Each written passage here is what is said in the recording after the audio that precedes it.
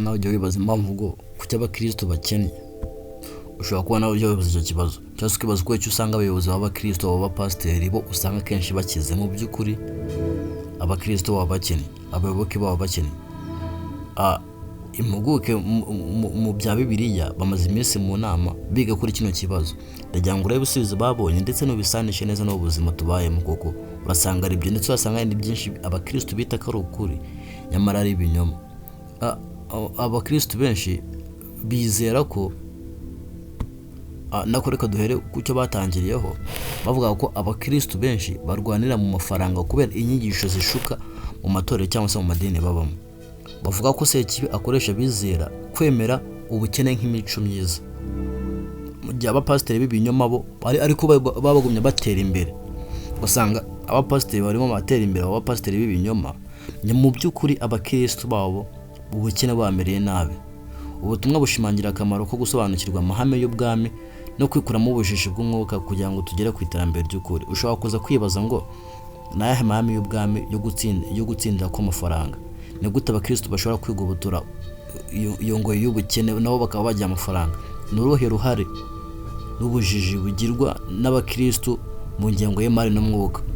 Mbere yuko dukomeza nagusaba gukora subscribe kugira ngo ujye umubane natwe buri munsi ndetse unaduteza imbere, ndetse uze no kwandika muri comment inama watugira cyangwa se ubufasha cyangwa se ikindi kintu cyose wumva ushaka kutubwira, wacandika muri comment. Reka twikomereze. Abakristo benshi barwana n'uburiganya bwo mu mwuka babwira ko gukena ari igice cyo kwizera kwabo. Ndagira ngo icyo kintu mukikuremo nabwo gukena ari igice cyo kwizera kwanyu. Imitekerereze rero yashinze imizi mu kutumva imigambi y'Imana yo gutera imbere. Ubufatanyacyaha bw'itorero mu guteza imbere intambara z'imana mu bizera bigaragazwa n'ingaruka z'abapasiteri b'ibinyoma bateye inkunga no guhagarika cyangwa se gukuraho abakozi b'Imana banyabo. Iyi manipulation iganisha ku muzabibu mu bizera. Iyi video irashimangira ko ingorane z'imari zikunze gusobanurwa nk'ikimenyetso cyo gukura mu mwuka cyangwa se kwicisha bugufi. Unyumvire iyo mitekerereze ntabwo tukirimo muri no vision. Ntabwo ubukene ari igice cyo gukura mu mwuka, ntabwo ubukene ari cyerekana ko uri umwizero. Ndagira ngo ibyo bintu abakristo benshi mu byikuremo, ahubwo itontomera ko Imana ishaka gutera imbere ubwoko bwayo nk'uko byavuzwe haruguru. Ibisobanuro biratuburira kwirinda kwizera no kuvunika ari kimwe no kwizera no kwera. Ibyo bintu bisobanukirwa. Kwirinda kwizera no kuvunika ntabwo ari kimwe no kwera. Byerekana ko iki kinyoma gifite abadayimoni inkomoko yashushanyije kugira ngo abizera bagume mu bucakara. Gukura mu mwuka ntibigomba kugereranywa n'intambara y'imari. Ntabwo gukura mu mwuka tugomba kubirebera mu mafaranga. Gukura mu mwuka ni umutima wawe ubuze ukuri. Ntabwo ibyo bintu by'amafaranga bijya bizamo. Abantu benshi bizera ko ubukene ngari kimwe mu gukura mu mwuka. Oya, ndagira ngo icyo kintu mukikuremo. Twikomereze. Gukoresha abadayimoni byiganje mu matorero amwe namwe biganisha ku bukungu no kutamenya amahame y'ubwami bw'Imana. Ibi bivamo abantu bumva bahagaritse gutanga nta busobanuro bukwiye. Abantu benshi bayobya kubwo kwizera bagomba gutanga umutekano w'amafaranga ku murimo mu mwuka. Ushobora kuyobora gukoresha ubutumwa bwabo ku bw'inyungu. Itandukaniro riri hagati y'abakozi nyakuri n'abateshutse ubunyangamugayo bwabo ku nkunga y'amafaranga ni ngombwa nk'uhindura ubutumwa rusange. Ibindi bigo by'amadini akenshi bifite umutekano mu bucuruzi n'amabanki bitandukanye n'intambara amatorero amwe namwe kubera gucunga imari na manipulation mu rurimi rw'amahanga. Hariho icyerekezo aho abapasiteri b'ibinyoma idini bakoresha imyanya yabo kugira ngo babone inyungu z'amafaranga. Wumva icyo kintu? Abapasiteri benshi b'ibinyoma muri no minsi baradutse.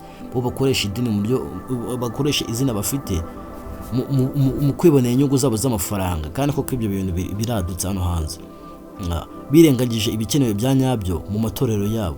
Iyi manipulation iganisha ku kwibeshya mu mwuka mu bizera, cyane cyane abatishoboye. Ibi bintu ndajya mu byumve neza. Ntabwo ushaka ko usanga abakristo benshi ari abakene kubera ko udasobanukirwa kino kintu. Ntabwo gukena bisobanuye ngo uri umwizerwa. Ntabwo gukena bisobanuye ngo uri gukura mu mwuka. Kora amafaranga kandi mwirinde bano bapasiteri b'ibinyoma. Gushinja inama Imana uburenganzira bigamije guhuza amadini yose. birashoboka ko imyizerere gakondo imeze nka Bibiliya yamagana ibibazo bitandukanye bya sosiyete. Ibi bitera impungenge z'ejo hazaza h'amadini.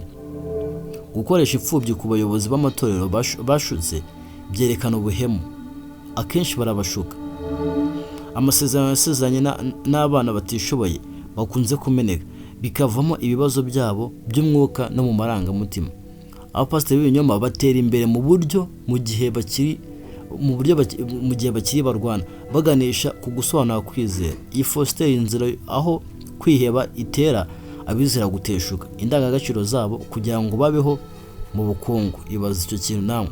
Ubujiji bw'amafaranga burashobora kuba imbata y'itorero, bigatuma bikaba byatera kandi no kudashobora guteza imbere ubutumwa bwabo. Gusobanukirwa agaciro kamwe umuragwa hamwe na Kristo ni ngombwa mu kwibohora no guha imbaraga. Mu Migani 22:7 haragaragaza isano iri hagati y'ubutunzi n'ubwigenge. Gushimangira iyo feri bishobora gukora urwego rw'ubucakara.